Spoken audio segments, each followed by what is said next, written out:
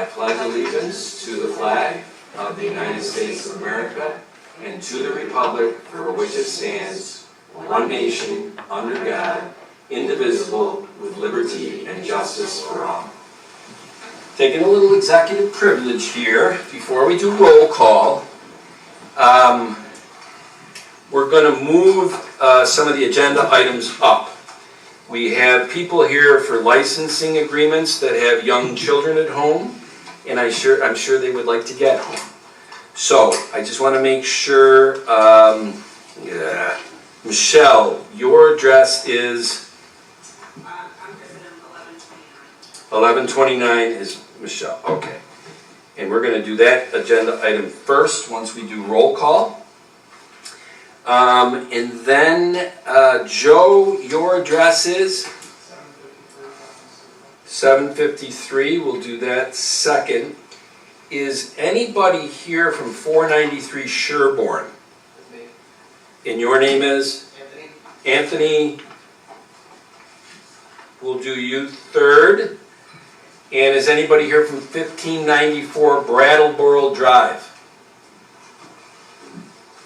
I guess we'll just keep that in order then because nobody is here.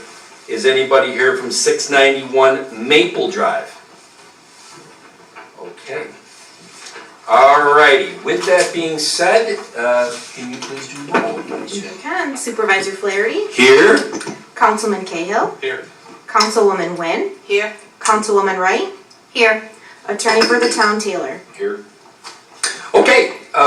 So our first item we're going to do tonight is actually number 7 on the agenda, and it's a resolution to consider a license agreement to allow a 5-foot chain link fence within a town drainage easement at 753 Tanya Circle. I did that wrong. I'm sorry. Number 7 is to consider a license agreement to allow a fence within a town drainage easement at 1129 Shallowbrook Terrace.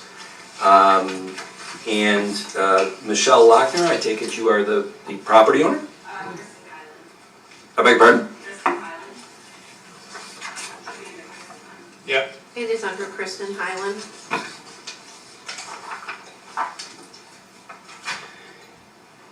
I'm sorry.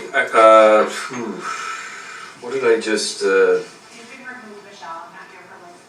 I'm just here to listen. Okay. Now I got it. When I thought I had my sheets correctly, 3 sheets to the wind.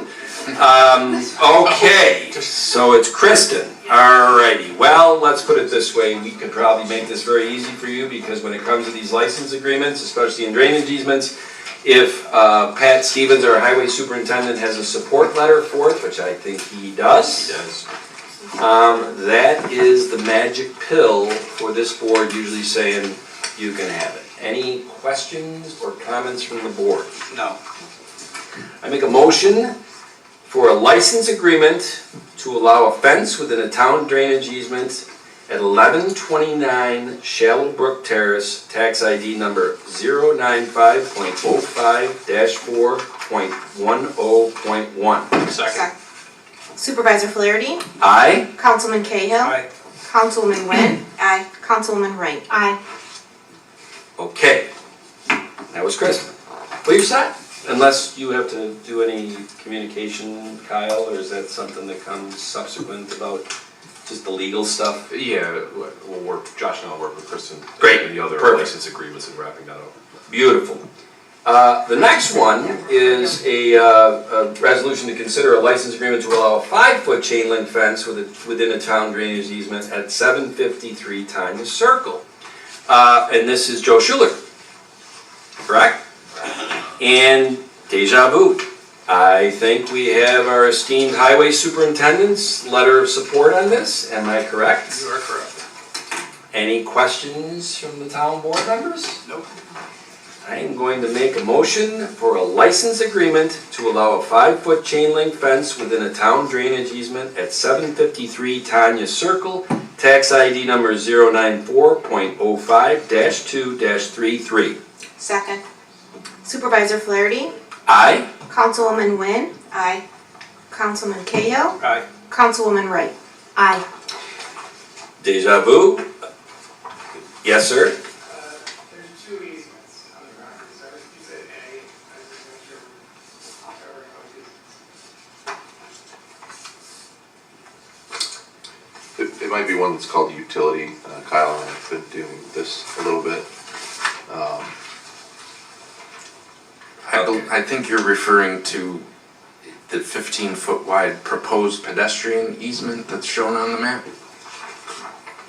No? Joe, you may want to come up to the podium, clear this up, hopefully. There's two easements, I think there's two drainage easements. There's a 30-foot wide one and a 20-foot wide one. In the letter from 30 and 20. Pat, the highway superintendent, it says along the south and east side, so those are the two areas Yeah. that require the easement, and they're both in the letter.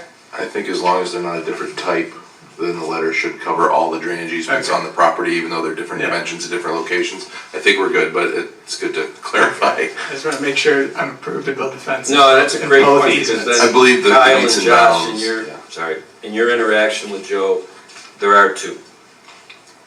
And that probably has two filings with the, I don't know. There's I'll one- let you guys figure that out. It's one filing. Yeah, I think it's one set of meets and bounds, I would imagine. Love it, love it. Just on my review of the abstract, there's two different easements that were reserved, so I don't know if that matters or if I'll need one license agreement or two. It'll still just be one license. Okay, alright, Good question. We can cite both if we need to. okay, great. Devil in the details, I'm glad you asked. Thanks, Joe. Look at you, you're hanging out, you what? You should have brought the baby. Okay, last but not least on my executive privilege of moving some things up, there is a resolution here to consider a license agreement to allow 4-foot chain link fence within a town drainage easement at 493 Sherburne Road. I'm a broken record. I think we have from Pat Stevens a support letter on this one.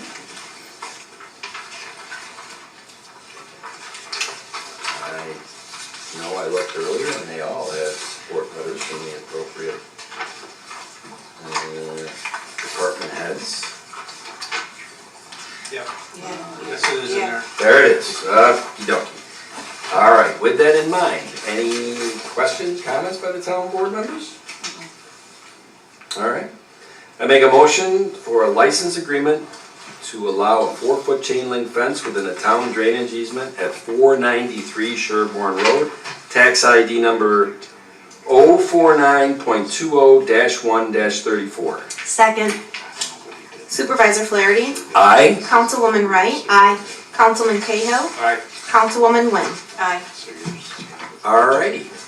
Now we'll go back to our regular scheduled programming. Our first item tonight, after those previous three, is a public hearing on a proposed cell tower called Creekside on a town-owned parcel. And we had a workshop presentation at 6:30 by the Verizon crew here in the front. And certainly their packet that they presented is, I think, on our website now to be downloaded and accessed by anybody that would like to see it. I also want to make sure everybody knows that there is no town board vote being done tonight about anything about this proposed cell tower. I don't want to be redundant to what I said at the end of the workshop. The town board will take in the information that was done at the workshop presentation, things that are presented by the public at the public hearing, and we will go back, and I don't know if in 2 weeks we will come with a resolution or a series of resolutions on this, or if it'll be longer than that. The only thing I can tell you is that there is no voting on anything tonight. This is the public hearing for the town board and the public as a whole, because it's taped for posterity, to hear comments for the public. So with that in mind, I am going to open the public hearing. We have two people from the public who have signed in to speak, and the first one is Teresa, I hope I say this correctly, Zawaki Chapman. Well, Sue Wynn. Hey you related to Mike? That's my brother. How did I get that spelling? Don't tell Mike I said Zawacki. You know what? I don't need him on my bad side. I don't think so. Yep. So jump right up there, Teresa. Okay. All right. Well, good evening and thank you for the opportunity to speak. My name is Teresa Zawacki Chapman. I am a mom of a first grader at Clem North Elementary School, a graduate of Webster High School, Schrader, when there was only one. I'm from a family who has lived in this community for close to 60 years. My husband, son, and I live just 2 houses away from the parcel proposed cell phone tower site. I'm here tonight not only for myself, but on behalf of my family, my neighbors, many of whom share serious concerns about this tower being placed in our residential neighborhood. First and foremost, we are concerned about health impacts. Within a stone's throw where this tower is slated to be, there are 15 kids under the age of 15, not to mention grandkids and other younger family members. Whilst the science around long-term exposure to radio frequency radiation is still evolving, there is enough uncertainty that many communities, especially those with young families, are choosing caution. I'm a recent cancer survivor, still going through active treatment, and the idea of this in my backyard terrifies me. Simply put, we do not want to be a test case for whether living next to a tower causes harm over decades. Beyond health, there's a significant concern about property values. Studies and real estate experts have shown that a proximity to a cell phone tower can reduce home values by 5 to 20%. That affects us not just today, but also the future ability to sell our homes and build generational security. We're also worried about the aesthetic and environmental impact. Our neighborhood has a certain character. It's Mill Creek, it's the woods, it's beautiful. It's quiet, it's green, it's residential. A cell tower changes that dramatically. We're looking at industrial equipment instead of trees and sky. Some towers require tree clearing, and that can impact our local wildlife as well. We also ask that you consider noise and safety. Many towers include generators, which may run during outages and emit mechanical noise. Towers are not without risk, whether it's wind damage, equipment failure, or being an attractive hazard to kids or teenagers, curious ones.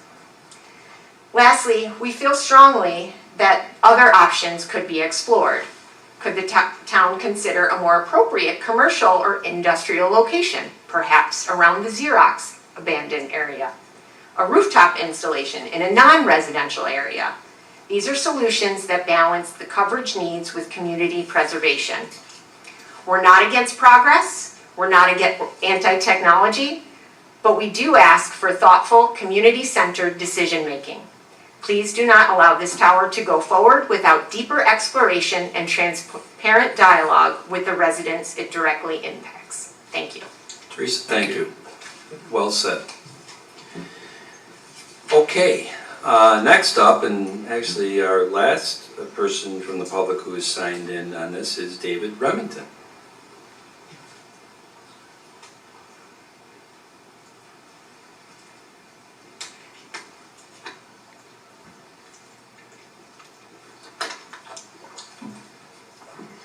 Good evening. My name is David Remington, and I live at 1214 Creekside Trail, directly across from the proposed location of the cell tower, about 100 yards away from it. My neighbor across the street would be 100 feet from it, and our family would be looking at this out our front windows. I live probably 3 houses down from Teresa. And I pretty much have the same concerns as Teresa. My first concern is safety. Many teenage kids go back there to play, and I'm just curious what would happen if they climbed this tower. We've called the police many times. We've lived there for 11 years about kids partying back there so often that they finally put up a chain gate to keep people from going down there. It has stopped the cars from going down there, but many kids still go down there to play. And God forbid, one of them climbs it and falls and or seriously, gets hurt or worse. We just feel that it would be an eyesore, as Teresa said. The reason we bought this house was because it just looks like a beautiful park setting, and I think that this tower would be an eyesore. And I also agree that our property value would decrease. Just not our house, but the entire neighborhood and everyone in the surrounding area. I'm curious as why we need another tower. If you go on antennasearch.com, it says there are 39 towers with 154 antennas in a 3-mile radius of Walmart in Webster. Do we need another tower when we already have so many towers? And if so, can it be located on a commercial property like Teresa said, or in a large open space not near a residential area like Xerox or at Webster Park? I think there's a concern about people on Lake Road have no reception. Could it be put at Webster Park? And then finally, I also have health concerns, and studies have shown that wildlife are more sensitive to radiation than humans. Salmon go up Mill Creek, which would be right near this tower, and they go up there to spawn. And once they spawn, the salmon go out into Lake Ontario, and I feel that that would greatly affect the salmon population in Lake Ontario. We've watched them go up this creek for years, and it's quite a sight. And last but not least, there have been numerous studies on humans with conclusive evidence of radiation, sickness, cancer, and biochemical changes. Thank you for the opportunity to share my thoughts, and there has to be a better solution. Thank you, David. And just so we can kind of tie the loop on a public hearing, which has minutes to it and tape. Verizon, Mike, would this be you, or as far as for the public hearing statements from Verizon? Or do you guys want to make any public statements, or do I close this out? Okay. Fair enough, we should maybe bring that up. Yeah.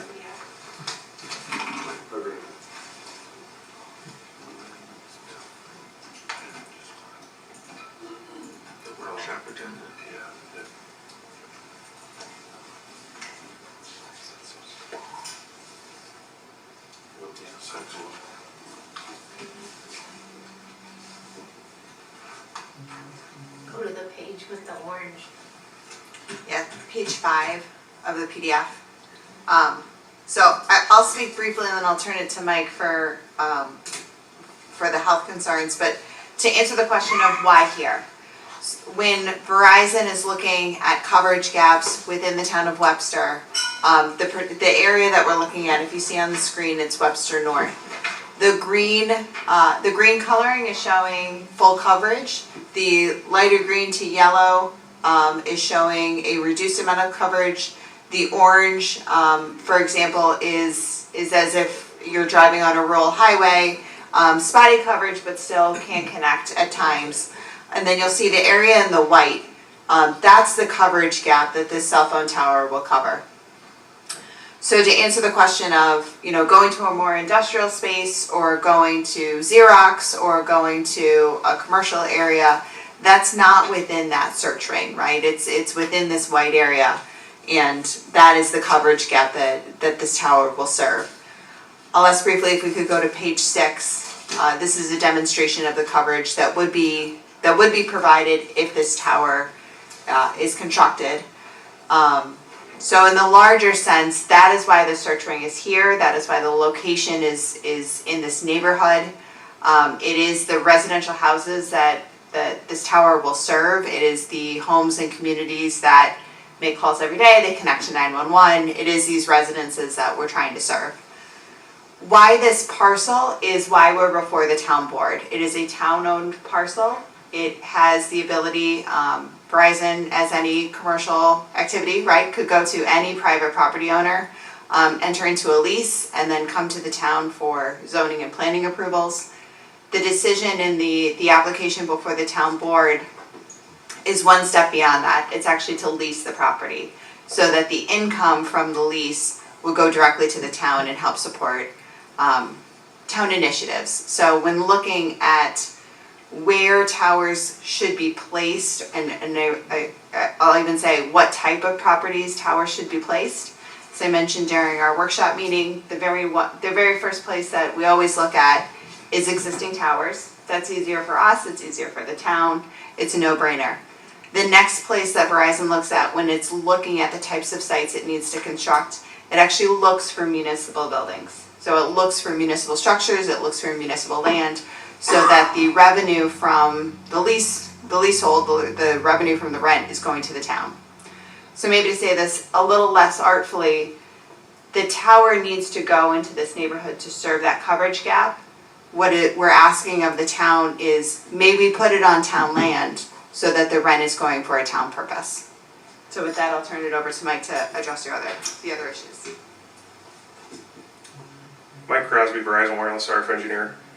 Regarding the health concerns, I'll just say a couple things about that because I think it's important to understand. So as a radio frequency engineer, we're trained in RF health and human exposure.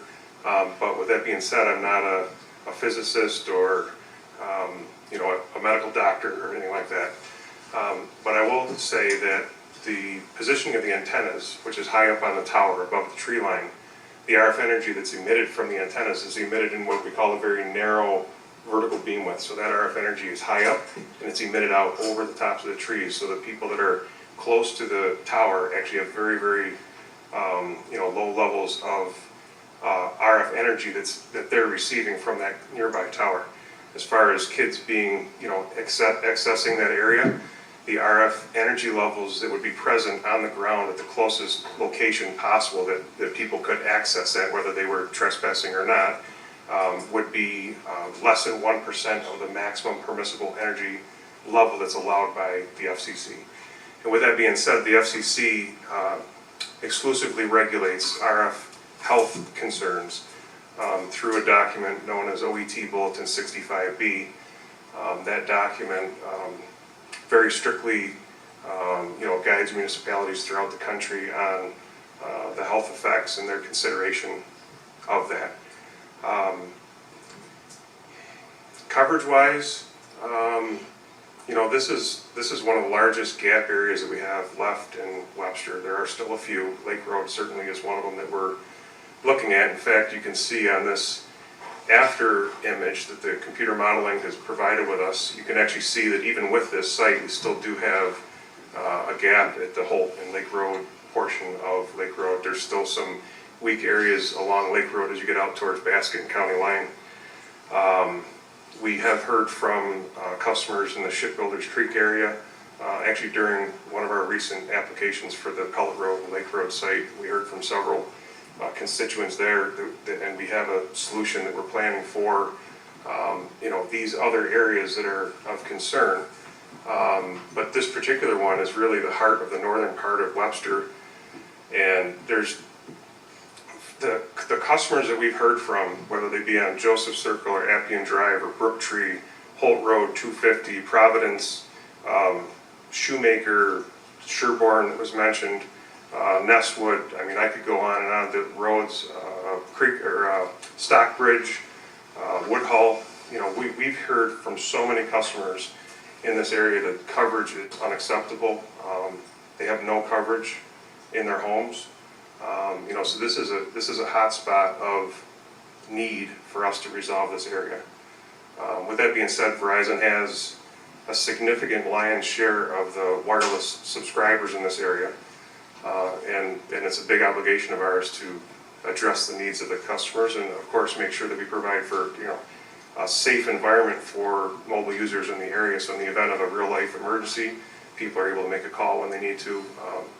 I know some customers that I've heard from that have had to call 911 and they're not able to get a signal at all during the summertime when the leaves are on the trees. So the coverage is a real issue here. But I hope that helps a little bit about the RF energy. One more thing that I'll mention about RF energy, and then I'll hand it back to Laura or for other, feedback from the board, is that it's a little bit of a counterintuitive concept. The cell site itself is actually very low power. And from any customer, any mobile phone user, the RF energy that you would be exposed to, that the highest level of exposure that you'd be exposed to is the phone. In my case, I have it in my pocket. This is going to provide the highest level of RF exposure for you as opposed to the site. So this is a higher level. What's important about this concept is that because this is such a weak area, everyone's phones that are in these weak areas are ramping up, the phones themselves are ramping up the power level that the phone is transmitting at to communicate with the network. When we're able to solve a coverage issue like this and have a site that's close to the public where the users are, it allows the UEs or the mobile phones to be able to power down to lower levels. This is something that many people have experienced when they're talking on the phone and they're like, wow, my phone is really getting hot. Like, why is it? Because I'm on the phone too long? Could be that you're in poor RF conditions and the phone is having to struggle or ramp up power in order to do that. When that's happening, the phone is at a higher level. It doesn't mean that it's not safe. It's just that there's a concept here that when the site is located closer to where the users are, it allows the mobile phones to power down and have an easier connection with the site. So hopefully some of that is helpful. I didn't know that. While you're So still up actually there- talking on your phone is, I know we're not, I guess we're not doing that Well- stuff, but talking on your phone is actually more dangerous than being I- on a cell tower. We can close out the public hearing and you can stay up there and the board can ask questions if you'd like. But I will say just before, because I want this in the public hearing minutes, Teresa, I circled back and gave David the 20-page handout that they showed a couple of pages up there. I know you came closer to look at. That handout was gone over in a 20-minute presentation at the town board workshop tonight by the crew from Verizon to the town board and to the public. You can download that off of the town website and print it out. The actual video and audio of that workshop, so you can watch the whole thing, probably will be up on our website probably by Monday. So you'll be able to see all that stuff. Anybody can see that stuff from the workshop, audio and video, but also of that 20-page handout that I gave my copy to Dave because you were up there. And he can share that with you and any of your neighbors in that. So with that being said, I just want to make sure that's in the public meeting minutes. I'm going to close the public meeting. And I will say this, I said it at the beginning before I opened the public meeting, we're not doing any votes tonight. I couldn't even sit here with a straight face and tell you if we're showing back up here in 2 weeks with a resolution to start a process or whatever. I don't know. And you'll see that it was reiterated in the workshop presentation that I don't know where we go next with this. We have to kind of come back, talk to town council, kind of figure out the process and the things of that nature. And I said at the workshop, we also want to hear what does the public have to say. And we got a chance to hear that from Teresa and David today. So that's all I got. Town board members, if you have any questions or comments for the Verizon people, or I guess. I made my comment, I just didn't realize that that was the case, and my phone gets hot all the time, and I talk on it all the time, and maybe I need like earbuds or something and not hold the phone to my head when I'm talking when it gets hot. Well, I appreciate you guys Interesting. addressing some of the concerns that the participants had. With respect to the safety of, because kids are going to be kids. We all know that, we were all kids at one time, and they're, to the gentleman's point that the kids are still going to go back there, what, from a fencing standpoint, in the perimeter of the location of this proposed cell tower, do you plan on putting any barriers up there, is my first question. The second question is with respect to the existing mature trees in that area, will any of those trees require being taken down if this location is eventually chosen? David Weisner with Costich Engineering. In regards to the fencing around the compound is roughly 37 feet by 72 feet, within a couple feet. We are proposing a 7-foot tall chain link fence with 1 foot of barbed wire at the top, angled out. Right. So that is typically sufficient to prevent any trespassing into the compound. In regards to, that takes care of that issue. Yeah. Second? Tree Trees. removal. The part of the tower placement was taken into consideration. We originally proposed it in the clear area where there's the gravel turnaround area. At the request of the town, we did slide that to the west to maintain the turnaround area for the town trucks. So we are moving a portion of the project, the compound, into the woods. It is going to be roughly about 60 feet, I would say, like an area 60 by 60 off the west side of that gravel turnaround area. So how many trees would you say have to come down? I can't give you a specific number, but I can probably find out before your next meeting. Okay.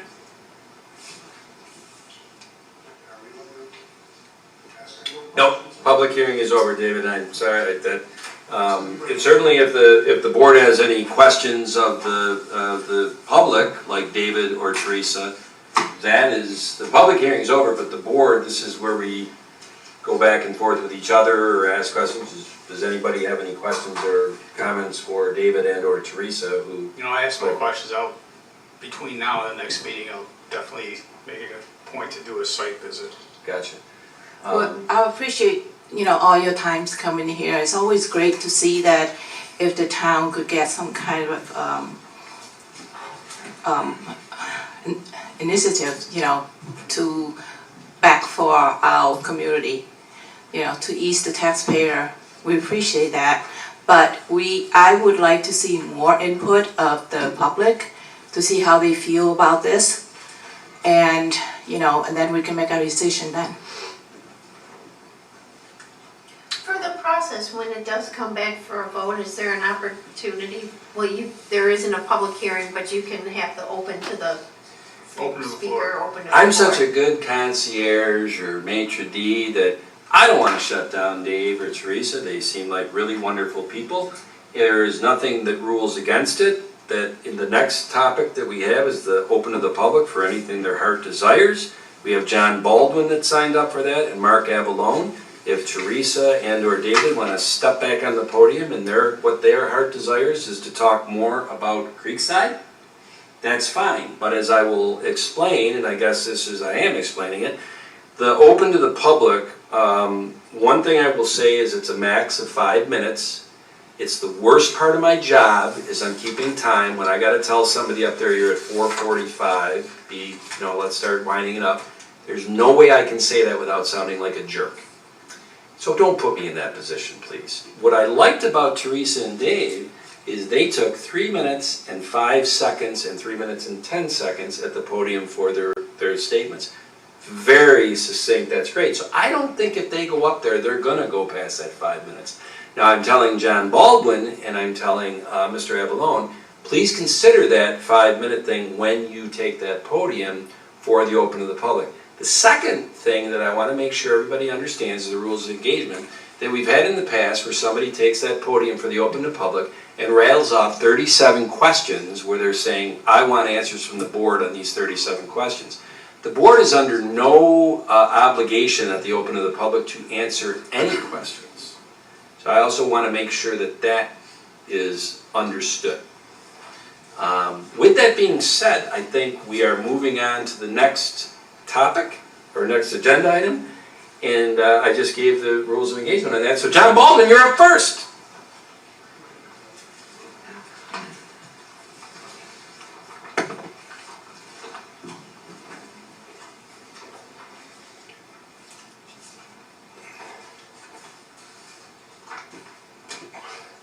Okay, recently there's been an issue in my backyard. There was a in-law suite built at 504 Pipeline Way. There's 5 houses on Pipeline Way that their backyard is my west property line. So we butt up I got 5 properties that are draining into my property. And now I'm gonna go off my sheet and try not to veer off too bad. Since the grading of 504 Pipeline Way, the area in my backyard that would be a little muddy when it rained is now ankle deep in water.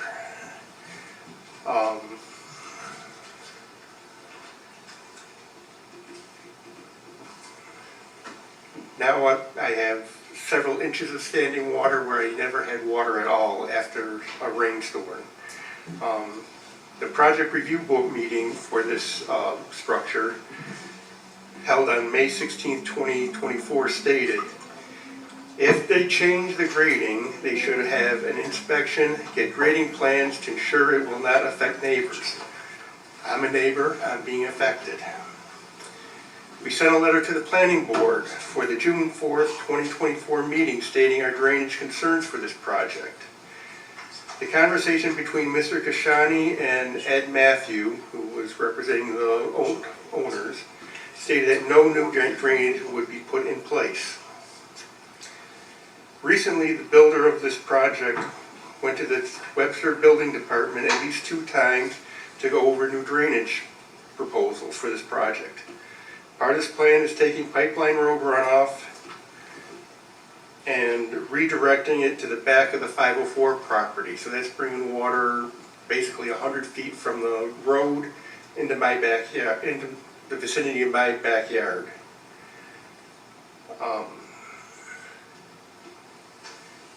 Did the town engineers do any investigation with the plans presented to make sure that they were adequate and they were tying into some existing systems, and can these existing systems handle that extra volume of water that is now being placed into it?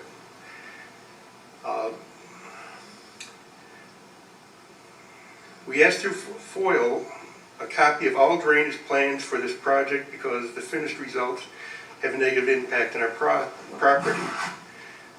The town could not find anything for the FOIL request, and my wife asked for certification, which she got, that the town does not have any documents for these drainage plans. I was planning on going to the zoning board for this application to further state my drainage concerns, but the project never went before the zoning board. Even though it is 30% larger than the town code allows, code states 750 square feet, and the plans state 10,072 square feet. It also, the code states 1 bedroom and 1 seating area, but the plans show a second room that could be a second bedroom or a second seating area. Also, the one setback is 14.5 feet off the property line where 15 is required. So I'm confused why that didn't go before the planning board or the zoning board. And basically the problems that were recurring were not caused by us. It was neglect by parties involved that didn't take into account the storm water coming into my property.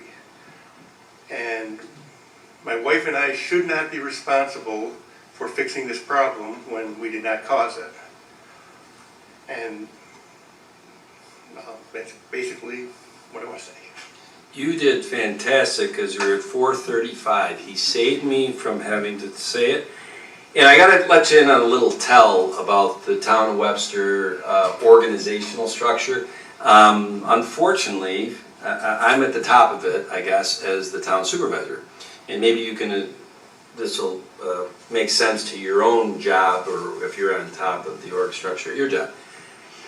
The department heads are fantastic here, and tonight we have the town engineer, we have the finance director, we have town legal, we have the head of the highway department who oversees drainage.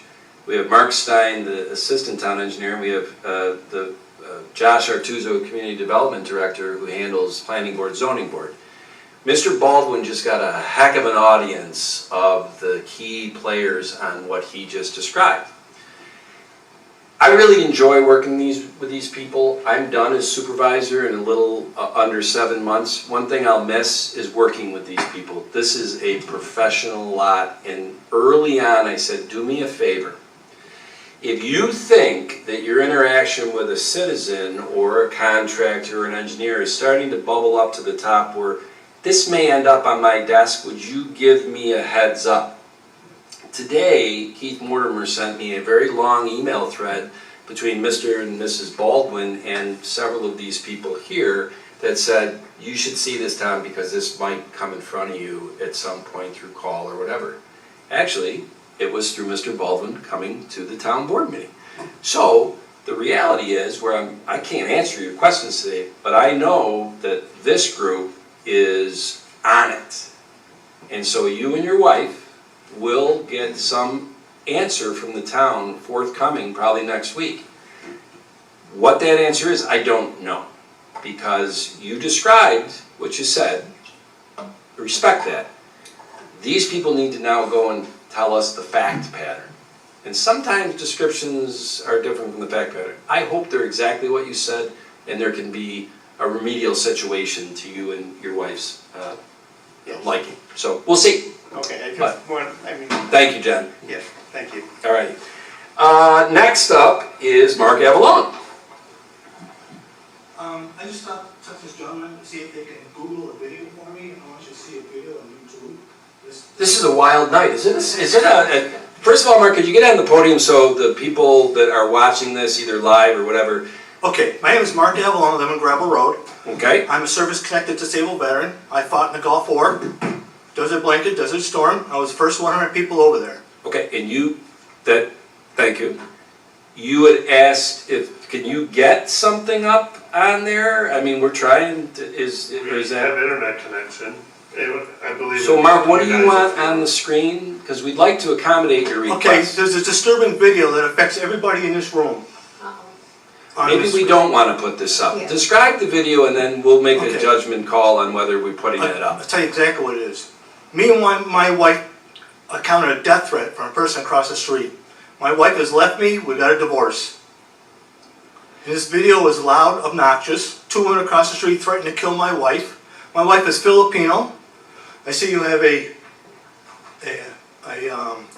Vietnamese woman on the board. And this is a cancer that's bleeding into Webster. Next thing we know, we have 4-wheelers and dirt bikes riding up and down the road. I went to the police. The police say there's nothing I can do. I'd like you to see this video. We're not going to put the video up, and I hope you appreciate why, Mark. Okay, but that is something that I'll give you my card. Reach out to me tomorrow. All right, we'll talk offline. Well, okay, and I'll research it also with the police department and what happened. And once again, I appreciate what you said, and I respect what you said. I'm going to go to the police department for the fact pattern, and we will talk about this offline. But we're not going to put that video up. That was the first time in 5.5 years that I've been supervisor that somebody came up and said, can we put a video up there? We're not going to do that one. Anyway, I'll give you my card. We'll talk tomorrow. All right? Thank you, Mark. Now, that is the last person who signed up for this, but like I said previously, if David and or Teresa want another shot about talking about something, you're more than welcome to. Can I go up on Dave's behalf? You certainly can. And what is your name? Okay. My name is Christine. Do I have to go here to say You do. So we have, who do we have? We have Christine, and your last name again is? Is Remington. Oh! Excuse me, Tom. Can I yes. say, first of all, sir, Paul, I'm sorry to hear what, about your incident and everything. I love Webster, and this, you. It's about you. I'm just saying that, really am sorry. First of all, I would like to say thank you for your service. I love Webster, and to hear things like that is very, very disturbing, and it's saddened. So I believe that Tom, our supervisor, and all of us, town board here, will look into it to see what's the situation, and maybe we can help try to resolve it for you. If I may, I have been to the police many times. Okay, I'm gonna make this very clear, and thank you for saying that. Can you hang on 1 second? I'm gonna hand you my card. I wrote down my cell number. My cell number is not on my card. Mark, you and I will talk about this tomorrow. We might get together for coffee, but we're not going to deal with this now. Thank you for coming, Mark. Can I send the pizzas you find? It'd be great. I'm hungry.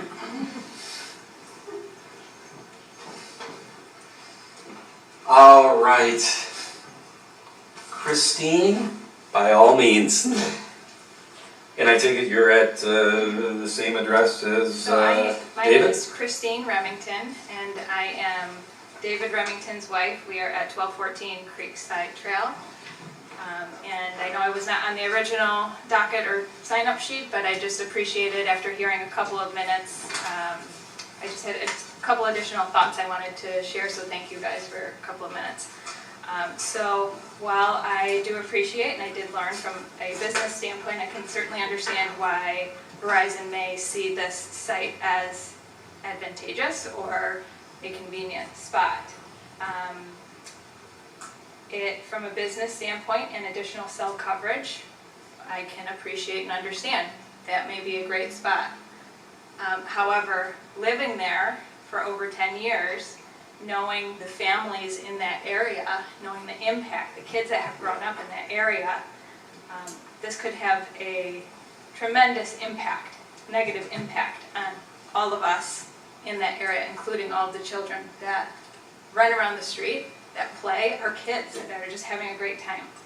I wanted to add that with the structure of this potentially being built, it would, I would imagine, cause increased traffic from trucks or maintenance folks or whomever to check on the status of it. If there's outages, if they need to check on it. I would imagine the traffic flow going down this very quiet neighborhood would increase tremendously. It's a very quiet neighborhood, and I don't know. I live directly across the street from, we call it the service road. I don't know what the exact town wording is, what the name of it is. I live directly across from that, so I have noticed actually an increase in traffic, and I now understand it's probably site visits. It's probably been folks checking out to see, is this an appropriate site? And that is concerning to me, seeing the number of vehicles going down there.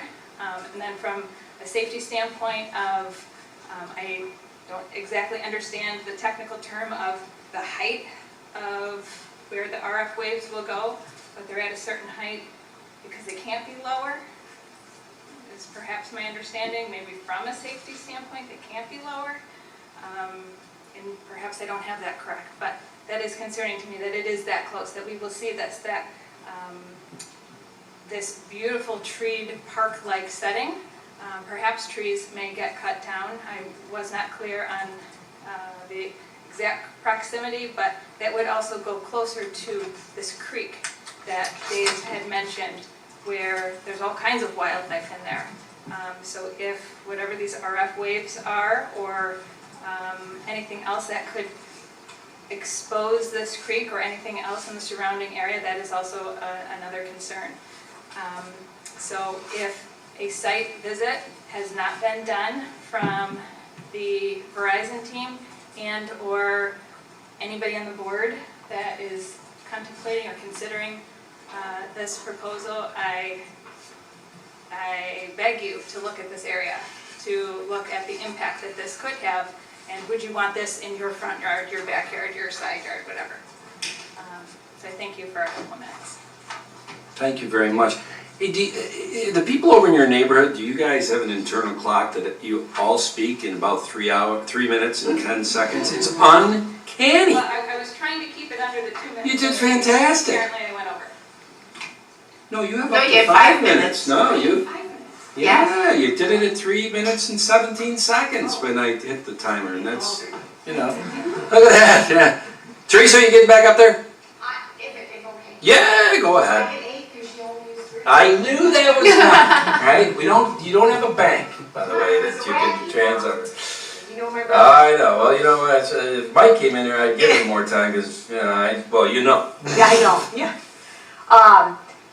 Thank you for the Verizon team for sharing this extra bit of information for me. And as I was looking at it, you know, interestingly enough, I found out about this from Michelle, who lives a few houses down from us, you know, a couple weeks ago, and it was like, wow.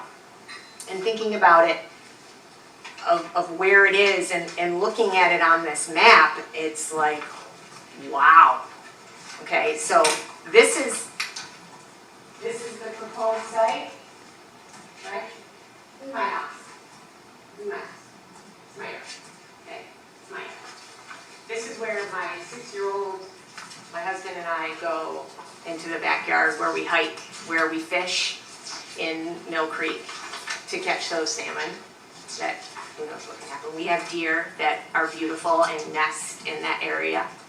And I'm just curious, because when we bought this house, and one of the things about Webster that is beautiful is the parks in these areas. We're booming, we know there's neighborhoods going up left and right. But I thought like this area, and I don't know if this is a question for the town board, but do forever wild areas in our town still exist? Because it was to my understanding that, and I know there's a water treatment plant, there's a water treatment plant, and we do have a lot of traffic, and this is gonna be significant.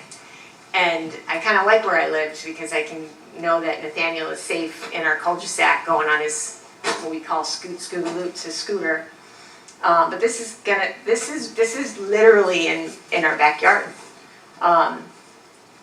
And the area this is going into, this is a beautiful area, and I'm inviting all of you in this town board, because again, I'm right here, this little area here. Come to my house. I'll make coffee if you want a glass of wine, if you just want water, sparkling water, whatever, grill, whatever. Come sit on my patio in the back. I want you to come see the area, and we can walk down, you can take a look at it. But it's my understanding this area was to be forever wild. And if we can think about that as a town, in our community, we can still conserve some of these areas that are forever wild and that are homes to not just us, but to so many other things, so many creatures, so many things. I'm really happy that I came tonight. I'm going to continue to educate myself on more information and to study on this, and I will be back to be able to speak. I will talk with our community, our neighbors that are also on this map a little bit more. But yeah, thank you for the time. Thank you for sharing this, and I'll be back with more questions. But the invite is welcome for the board to come on over to the Zawacki Chapman House, 1219 Scenic Circle. Thank you, Teresa. 3 minutes and 20 seconds. Unbelievable. It just is amazing. There's an internal body clock.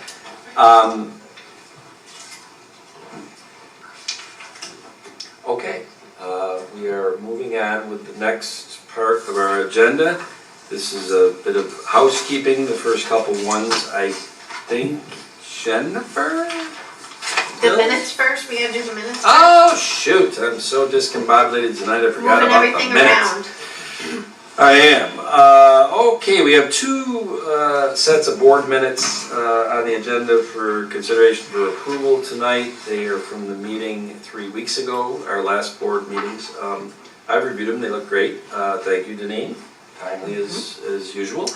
I make a motion that we approve the May 15th, 2025 Town Board Workshop minutes. Second. Supervisor Flaherty? Aye. Councilman Cahill? Aye. Councilwoman Nguyen? Aye. Councilwoman Wright? Aye. And I make a motion that we approve the May 15th regular Town Board meeting minutes.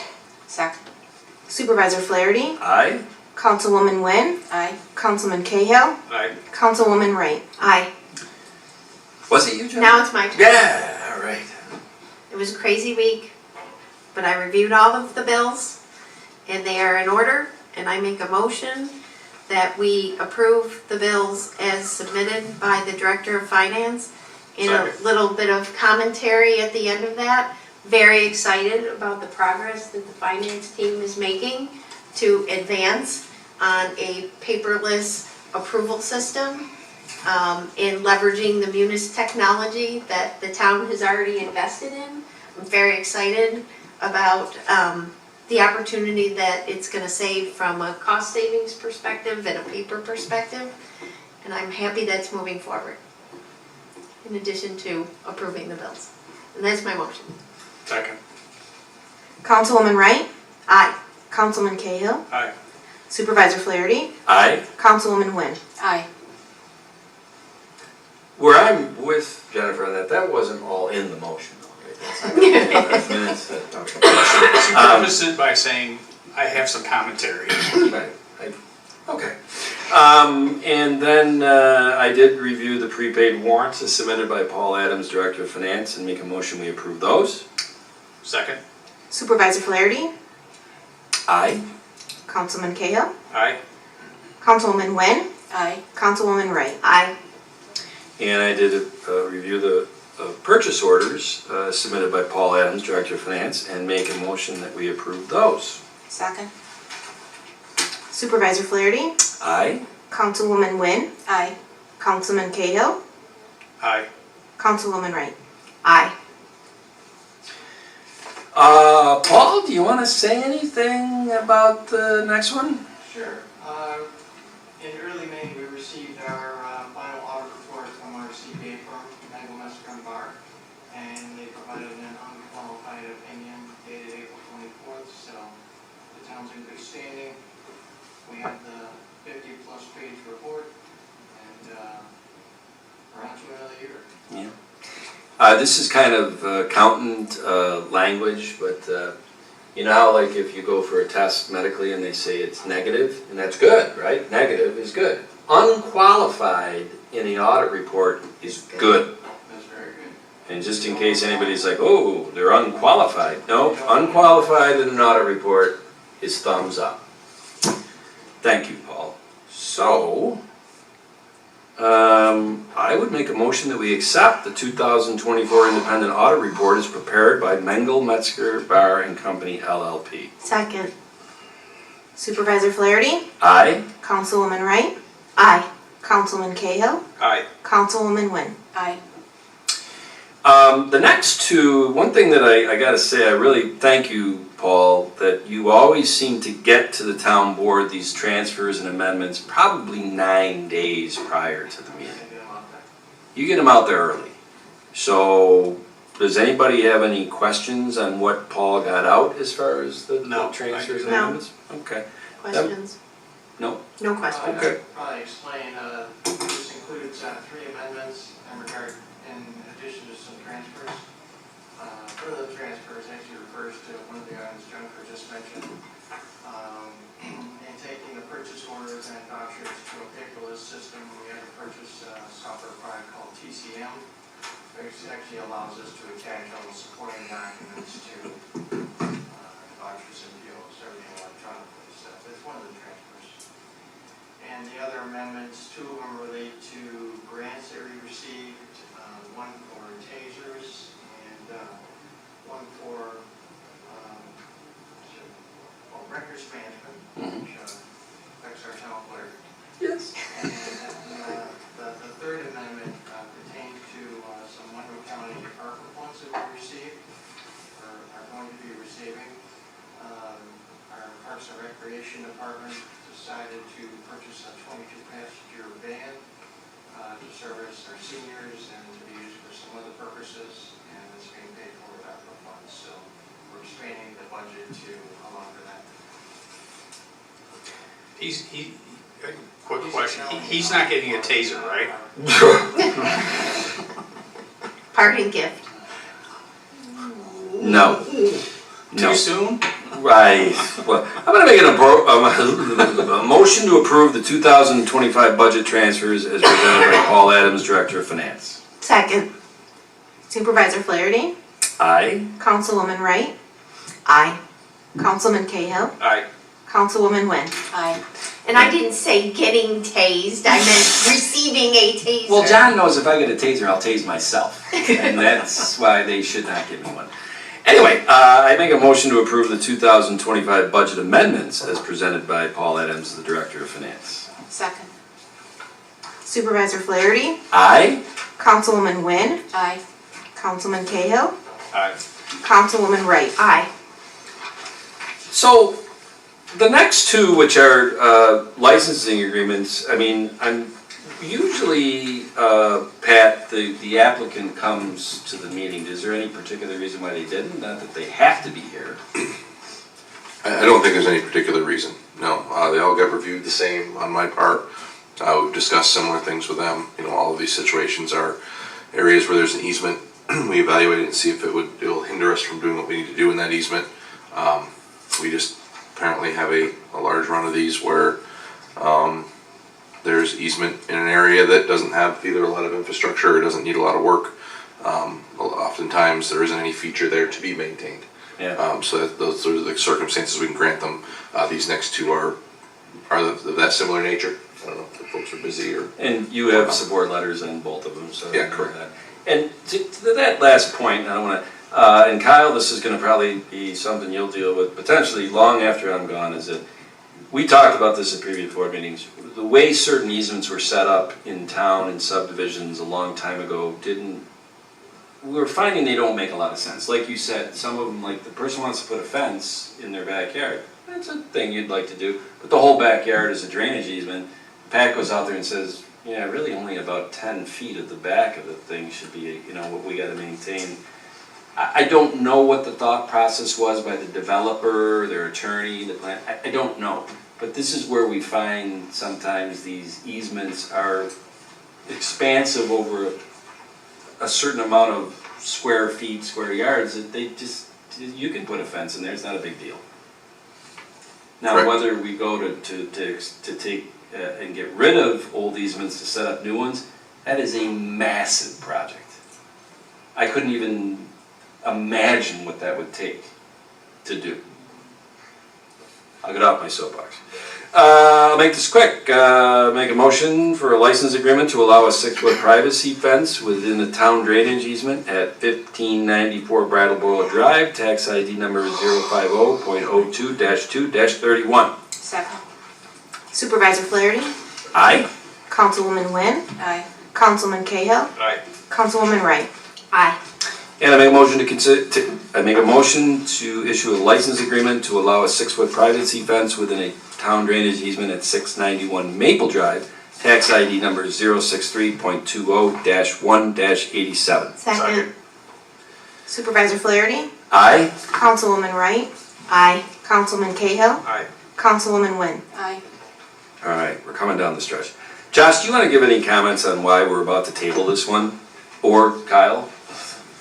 Sure. Yeah, I'll make comments. Josh had gotten those proposed changes over to me, and I had a chance to review them. I sat down with Josh this week, and I just identified some further revisions in other areas to consider. So in the interest of just being comprehensive and thorough, we decided to table it. All good? Okay. Make a motion to table to the setting of a public hearing on proposed code changes related to code enforcement and property maintenance for June 18th, 2025 at 7:30 p.m. to be advertised in the Wednesday, June 11th, 2025 edition of the Webster Herald. That's my motion to table that. Second. Supervisor Flaherty? Aye. Councilman Cahill? Aye. Councilwoman Wynn? Aye. Councilwoman Wright? Aye. And a little deja vu, when we did this last time, I think, John, you asked, like, well, what do we do when we come back? Because we tabled this on May 15th. Right. So we will change all the dates when we come back to the appropriate in the future. Okay. Is that right? Kyle? That's correct. I don't know if table is the proper, but the spirit of it, we know. Yeah. All right, well, this is the big one. Lucky number 13. You know how many times I've said at this board days that we paid $1 for 600 Ridge Road? John, we might have got ripped off. No, we did not. And I will expand on some of the discussion we had earlier with respect to the bids that came in and the bid that we ultimately selected. Probably 10, 15 years ago, we demolished a building in the village. Oh. It was very unsightly. It's like a 4-unit building, and it was in very bad shape, and the banks didn't want to do anything with it. And we paid back then was like $45,000. So this price is a very good price. So congratulations on going through that process. And again, it's astounding the difference, the swing from low to 175,000. And why I said John, we got ripped off, and not to Jennifer or Jenny. John's in the trades. He's in the construction. He's been in the demolition business, pretty, at one point. Yeah. So that's why I addressed him. Because Well, John was also here, I think, probably when you paid $1 for the building. Yeah, Jenny was too. Yeah, I was here. Okay. So was Jenny. Yeah. And I actually walked that building when we did a site visit. Were you there, Josh? I was not, but I heard about it. Yeah, and I was just astounded that they would even consider, having someone go in there and take a look and put it up for sale. That building, when I was in there years ago, was in very, very poor structural condition. I was shocked too. Yeah. So anyway, this was talked about at the workshop. It's been talked about ad nauseum for several years. Is it?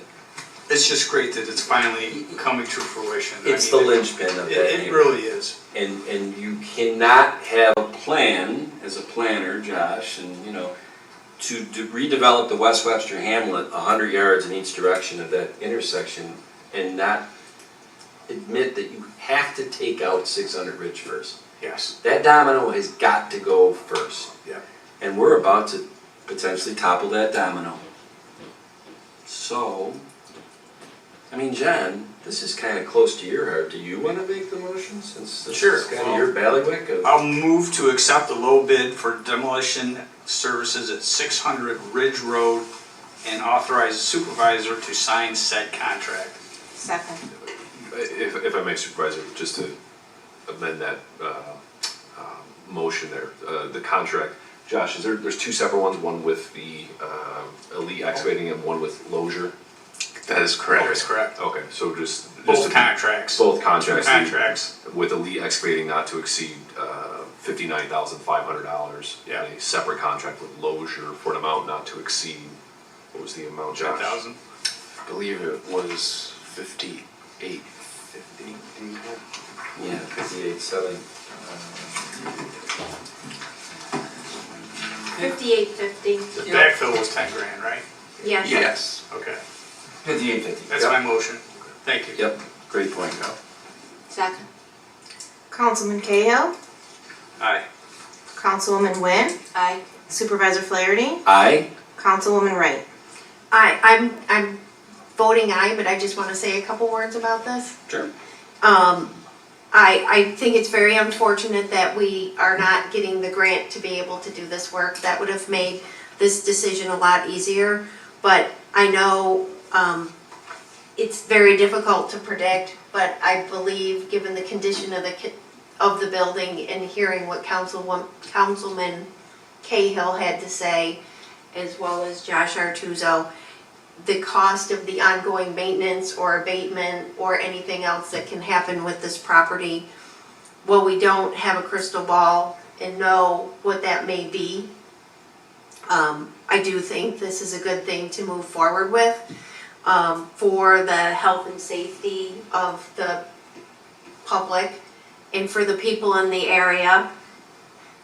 David lives down the street. This has been going on for Decades. like I was going to say, like 20 years. It was a web, such a complex web that nobody wanted to tackle it. So again, I wasn't here when all of that happened, but I commend the board and the people before me, Tom and Patty, John. You were on the board like back when some of this really started. it's like 20 years coming to a closure. And it'll be really nice. The domino needs to fall, and then maybe once the domino falls, round 4 of the grant, the Restore New York grant, might actually be awarded. That'd be great. I hope private money starts to show its face, Funnel in as especially well. after we get the phase 2 testing done. And I think you'll see, that's just my guess, you'll see some private interest in developing there. We'll see. That's a milestone event, that resolution that we just passed. Wow. I didn't think that Brayton needed to come tonight because this is kind of a housekeeping item. Paul? I'm involved in this. Paul, go ahead. Certain elected and appointed officials have to do, join the New York State retirement system, have to do a time study, usually once per term. So they do like a 3-month time study to determine how many hours they credit for in the system. That's all it is. We just have one person who's come around and had to do the study. Okay. I'll make a motion to adopt the standard workday and reporting resolution for the New York State and local employee retirement system. Second. Councilwoman Wright, Aye. Councilman Cahill, Aye. Supervisor Flaherty, Aye. Councilwoman Nguyen. Aye. All right, and here we go. It looks like it's spring cleaning time in Webster. I'll do human resources. I'll make a motion to approve the following asset for recycling from human resources: a wood desk, asset tag number 3033. Second. Supervisor Flaherty, Aye. Councilman Cahill, Aye. Councilwoman Nguyen. Aye. Councilwoman Wright. Aye. I guess I'll do the supervisor's office too. I make a motion to approve the following assets for recycling from the supervisor's office: a modular workstation, asset tag number 42, and a desk unit with 2 file drawers, asset tag number 42. Second. Supervisor Flaherty, Aye. Councilwoman Nguyen, Aye. Councilman Cahill, Aye. Councilwoman Wright. Aye. The heck, we gotta get more liaisonship out of the supervisor's hands. I guess I'll do community development too. I make a motion to approve the following assets for recycling or transfer from the community development / engineering department, the attached list. Second. Supervisor Flaherty, Aye. Councilman Cahill, Aye. Councilwoman Nguyen, Aye. Councilwoman Wright. Aye. I'd move to approve the following assets for recycling from the sewer department as listed. Second. Councilman Cahill, Aye. Councilwoman Nguyen, Aye. Supervisor Flaherty, Aye. Councilwoman Wright. Aye. Now, I know you're running out, but now we do a roundtable and the department heads give a little update. You might be excited about this, but I also appreciate it if you gotta get home. So we're gonna start with Keith Mortimer, our town engineer. What you got for us tonight? I can confirm that Pittsburgh is a fun town to visit. I was on weekend there this past weekend, and it's a nice place to be. I haven't been to Pittsburgh before, so highly recommend a visit. It's a good sporting weekend. Good update. Terrible town. Is the theme gonna be vacations? Paul, where have you been lately? What? No, your update. Well, tomorrow's June 6th, that's the deadline for the department heads to have their tentative budget in the week. I don't have them all, be close. Keith just got it geeked up, he's in it. So we'll put it together next week, in the next 10 days, and we'll have meetings with department heads and town supervisor and board liaisons to see where we go from there. Other than that, my daughter had a baby girl. Yay! 6 pounds, 14 ounces, A little peanut. 19 and a half inches.